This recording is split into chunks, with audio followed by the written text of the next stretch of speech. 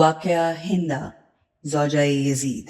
شام میں یزید کی طرف سے دیے گئے مصائب اور دکھوں میں ایک یہ ہے کہ جب قیدی خرابہ میں آئے تو دھوپ اور گرمی کی وجہ سے چہروں کی جلد جھلس گئی تھی، رنگ تبدیل ہو گئے تھے، آنکھیں کثرت گریہ کی وجہ سے زخمی ہو گئی تھیں، جسموں کا گوشت پانی بن گیا، ان کے لطیف اور نفیس جسم ضعیف اور نحیف ہو گئے۔ یزید نے پھر ایک اور مصیبت نازل کی تاکہ اہل بیت کے دکھوں میں اضافہ ہو، کہ حکم دیا کہ اہل بیت کو خرابہ زندان سے نکال کر میرے گھر میں لایا جائے اور میری گھر والوں سے اہل بیت کی حد تک اور توہین ہوتی رہے۔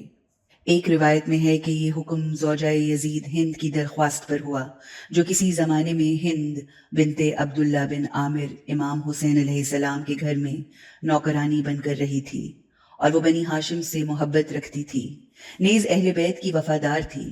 اس نے یزید سے کہا کہ اے یزید، مجھے اجازت دے کہ کچھ دن بادشاہ حجاز کی بیٹیوں کو اپنے گھر میں لاؤں اور ان کی مذمت کروں۔ چونکہ یزید کو اپنی بیوی ہند سے بہت محبت تھی، اس لیے اس نے اجازت دے دی۔ صاحب منتخب لکھتے ہیں کہ ہند روایت کرتی ہے کہ ایک رات میں نے اپنے بستر پر اہل بیت کی غربت اور مظلومیت کے متعلق سوچا۔ مجھے نیند آ گئی اور میں نے خواب میں دیکھا کہ آسمان کے دروازے کھلے ہیں اور ملائکہ صف در صف نیچے اتر رہے ہیں۔ پھر وہ اس کمرے میں آئے جہاں امام حسین علیہ السلام کا سر تھا۔ گروہ در گروہ اندر جاتے اور کہتے، السلام علیکہ یا ابن رسول اللہ، السلام علیکہ یا ابا عبداللہ۔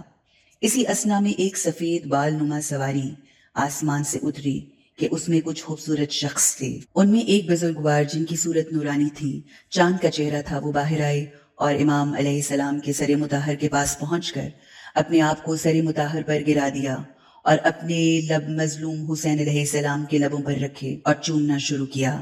آپ بوسہ بھی دیتے تھے اور زارو قطار روتے بھی تھے اور فرماتے تھے، تجھے ان ظالموں نے شہید کر دیا اور کوئی قدر نہ پہچانی، تجھے ایک گھونٹ پانی نہ دیا۔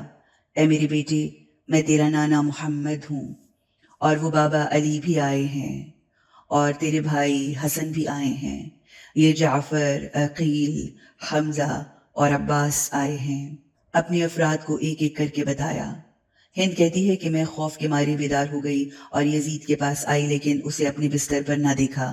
پھر غور کیا تو ایک تاریک کمرے سے یزید کے رونے کی آواز آ رہی تھی۔ میں نے اسے خواب سنایا اور وہ شرمسار ہوا۔ میں نے کہا، اگر شرمندہ ہے تو ابھی حکم دے کہ قیدی چند روز ہمارے گھر میں مہمان ٹھہریں اور میں ان کی خدمت کروں۔ یزید نے حکم دے دیا تو قیدی ہندا کے گھر آئے۔ علامہ قزوینی حدائق الانس میں لکھتے ہیں کہ حقیقت تو یہ ہے کہ یزید نے نرمی اور ترحم کی وجہ سے قیدیوں کو اپنے گھر میں لانے کی ہندا کی درخواست قبول نہیں کی، بلکہ وہ چاہتا تھا کہ اپنے تجملات اور عیش و عشرت کا سامان دل شکستہ اہل بیت کو دکھایا جائے تاکہ ان کو مزید تکلیف اور دکھ ہو، کیونکہ اس کا یہ اقدام اگر ترحم اور نرمی کی وجہ سے ہوتا تو پھر اہل بیت کے اس کے گھر میں داخل ہونے کے وقت یہ حکم کیوں دیا کہ ان کے گھر میں داخل ہونے سے پہلے امام حسین کا سر گھر کے دروازے پر لٹکایا جائے، تاکہ داغ دیدہ مستورات حضرت کا سر لٹکا ہوا دیکھیں تو ان کے دل دکھیں اور جگر چھلنی ہو جائیں۔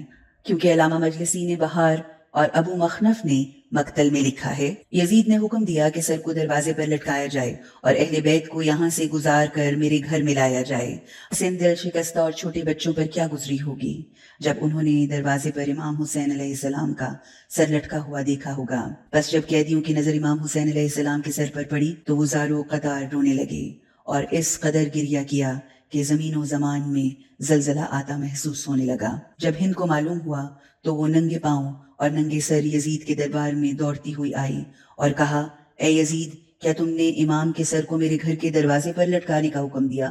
یزید نے کہا، ہاں، اور تو کیوں ننگے سر دربار میں آ گئی؟ یزید اٹھا اور ہند کے سر پر اپنی عبا ڈال دی تاکہ وہ نامحرموں کی نظر سے باپردہ ہو جائے۔ پھر کہنے لگا، تو حسین پر گریہ کر، کیونکہ حسین تو قریش کا فریاد رس تھا، لیکن ابن زیاد ملعون نے بہت جلدی میں حسین کو قتل کر دیا۔ علامہ مجلسی بہار میں فرماتے ہیں، جب اہل بیت ہند کے گھر گئے تو ابو سفیان کے گھرانے کی تمام عورتوں نے ان کا بھرپور استقبال کیا، لیکن تمام یزیدی عورتوں نے فاخرہ اور شاہانہ لباس پہنے ہوئے تھے۔ 3 دن تک یزید کے گھر گریہ ازاری اور ماتم ہوتا رہا۔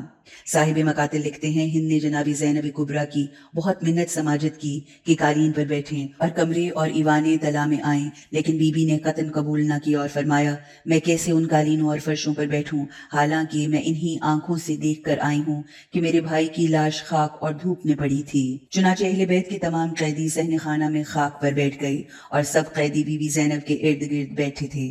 بی بی نے فرمایا، اب میرے بھائی کا سر لایا جائے۔